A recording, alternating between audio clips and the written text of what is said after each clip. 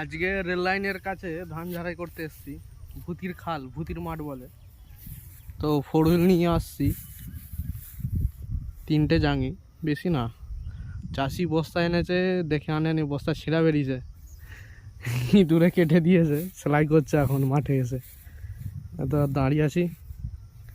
তো বেশি ধান নেই, অল্পই ধান। কালকে একটা হোপারে ঝেড়ে গেছে এখানে, আজকে আমি এসেছি। দেখা যাক।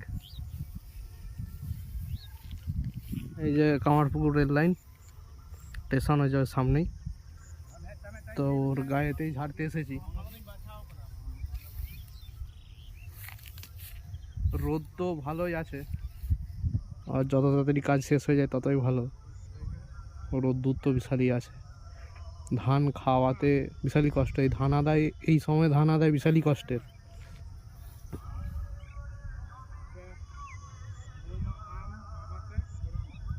সকালের দিকে একটু রোটার নিয়ে বেরিয়েছিলাম, ধনচে বুনলো, আমাদের একটা জমি চাষ দিলাম। ওটা 2 হুইলটাতেই বের করেছিলাম, 2 হুইলটাতেই লাগানো ছিল। 2 হুইলটা একটু সমস্যা হচ্ছিলো, মিস্ত্রি আসছিলো, ওই জন্যই রোটারটা 2 হুইলই লাগানো ছিল। তো 4 হুইলটাতে নিয়ে এসেছি। আজকেই কেটে আজকেই ঝাড়া হবে। আর বাকি জমিগুলো যেগুলো ধান কাটা মেশিন, এই যে এইসব জমিগুলো সব মিশনের জমি, আমাদের কামারপুকুর মিশনের। ওদের ধান কাটা মেশিনে কেটেছে। চলো দেখা যাক কতক্ষণ কি সময় লাগছে, কতক্ষণে শেষ হয়। অল্প কাজ, বেশি না।